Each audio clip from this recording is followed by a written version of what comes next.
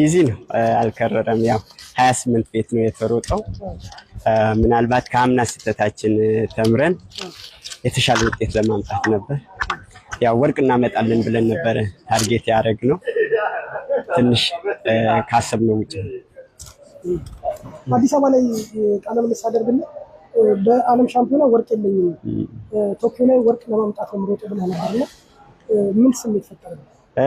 ያው ታርጌት የነበረው ወርቅ ነበር። እንዳልኩ ትራክ ላይ ኦሎምፒክ እንጂ ዓለም ሻምፒዮና ወርቅ የለኝም። ብር አለኝ፣ ናስ አለኝ። ሌሎች ውድድሮች ላይ ከኢንዶር ጀምሮ 5000 ናስ አለኝ፣ ኢንዶር ወርቅ አለኝ። ዓለም ሻምፒዮና ላይ ግን አልነበረኝም። ያለ ማሳካት ነበር እንግዲህ ያሰብኩት አልሆነ። የቡድን ስሜት በግልጽ የታየበት ነገር ተመልክተናል። መጀመሪያ ላይ አንተ ፈጥነህ ወጥተህ ዙሩን ባልተለመደ አሮራ ጥሮታ አከረው ነበር። ከዛ ደግሞ በሪው ላይ ዮንሽ የተከተሉበት ነበርና የቡድን ስራ ምን ይመስል ነበር? የተረጋገራችሁት ነገር አለ?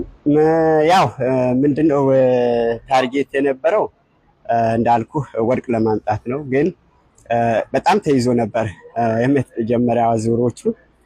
ምናልባት ያንን ለማነሳሳት ነው። ከዛ በኋላ ትንሽ የፈጠነበት ሁኔታ ነበር።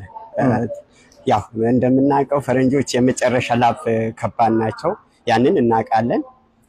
ከተያዘ ትንሽ ኢፌክት ያደርጉብናል ብለን ነበር። ያን ለማነሳሳት ነበረ ወደፊት የሄድኩት። ከዛ በኋላ ትንሽ ያው እንዳሰብነው ባይሆንም የመፍጠን ነገሮች ታይቶበታል። ግን እንዳልኩ 28 ቤት ስለሆነ ትንሽ ምናልባት ከፊት ሆኜ ለማጠጋጋት ነበረ ታርጌት የነበረው። ከ200 አካባቢ ዮሚፍና እኔ ወጣን። 100 ላይ ነው ያለፉንና እኔ እንደው ዮሚፍ ወርቆ የበላው መስሎኝ ነው። እንደው ምናልባት የወጣችሁበት ሰዓት እንጂ የተነጠለ አትሌት የለችም። እስከ መጨረሻው ሁሉም አትሌቶች አሉ። ትንሽ የመቅደም ነገር ነበር። ቀድሞ የመወሰን ነገር አላሳያችሁም። ምክንያቱም ጥቂት ሜትሮች ሲቀሩ ነው የደረሰው። ትንሽ ዘግይት ማለት ብቻ ነው። አዎ ያሰብኩት ያ ነበር። ዮሚፍ ከአጠገቤ ሲያልፍ ያው ሁለታችን ተያይዘን ትንሽ እዛ ከርቡ ላይ ያዝ አድርገን ብንመጣ የተሻለ ይሆን ነበር ብዬ አስባለሁ። ሌላው በዓለም ሻምፒዮና የወርቅ ሜዳሊያ እያጣን ነው። አሁን ዛሬ 7ኛው የዓለም ሻምፒዮናችን ነው። 2011 ላይ ነው ማሳካት የቻልነው። ከኃይሌና ከቀነኒሳ በኋላ በኦሎምፒክ አንተ ያመጣ 10000 ሜትር የወርቅ ሜዳሊያ ይታወሳል። ዓለም ሻምፒዮና ላይ ግን እየራቀ ነውና የዚህ ምክንያት እንዴት ነው? የዝግጅት ማለት ነው? የአየር ንብረቱ ነው ወይስ የተፈጠረው ክፍተት ምንድነው በትውልድ መካከል? ያው ትልቁ እንትናችን የአየሩ ሁኔታ ነው። እዚህ በጣም የሞቀ ነው። እዛ የነበርንበት እንደሚታወቀው ክረምት ነው። ግን ያው ይሄን የመሰለ ትሬኒንግ ነበረ ባለን አየር ስንጠቀም የነበረው። አርፍደን በመውጣት ወደ ቃሊቲ ሄደን በመስራት ያንን ለማምጣት እየሰራን ነበር። ግን ያው እንደሚታየው ያን የመምጣት እንትን የለውም። በጣም ይሞቃል።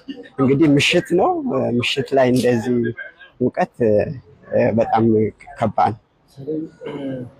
እንግዲህ ዛሬም ኬንያውያንን እየጠበቅን ኡጋንዳውያንን እየተመለከትን የፈረንሳይ አትሌት ሊሼር ነው።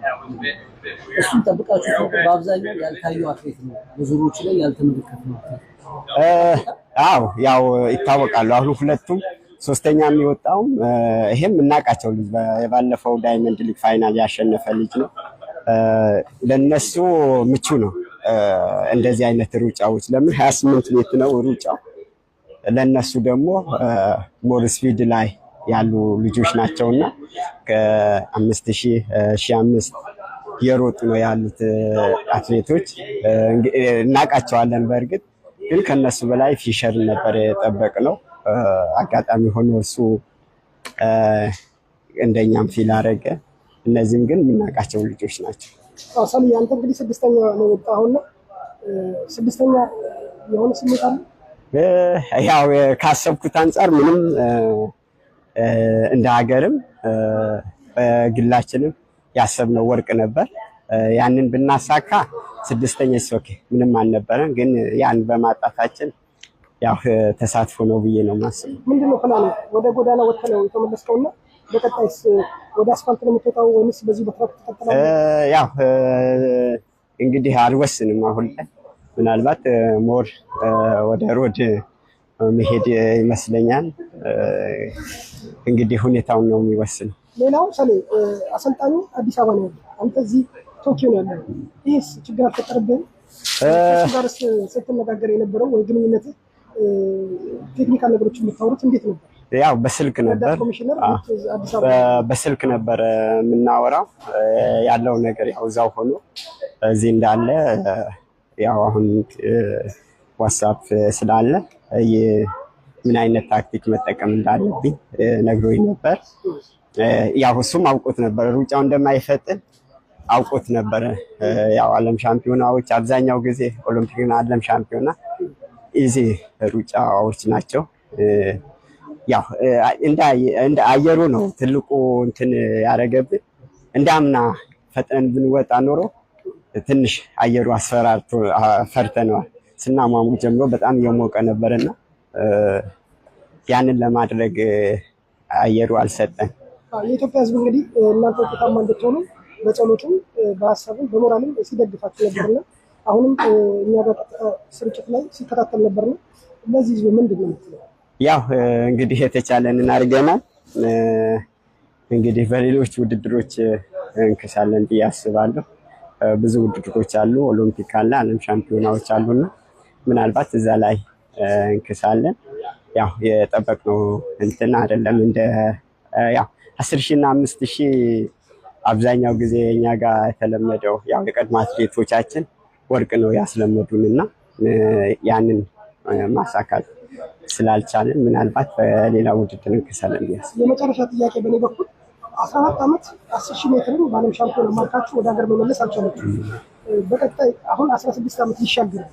ይህስ ምን ስሜት ይፈጥራል? አትቆጭም? ያው ይከብዳል። ቅድም እንዳልኩ የቀድሞ አትሌቶች የግላችን በሚመስል ሁኔታ ከኛ ያልወጣ ውድድር ነበር። እንዳልከው አሁን ወደ 15-14 ዓመት እየተሻገረ ነውና ስለዚህ እንደ ሀገር ተጽዕኖ አለው። ለኛም ትንሽ ከባድ ነው። ተመልሰን ከትራክ ብንወጣ ያስደስተን ነበር። ያንን ባለማድረጋችን ያው ይቆጨናል። እናመሰግናለን። መልካም ጊዜ፣ መልካም እድል።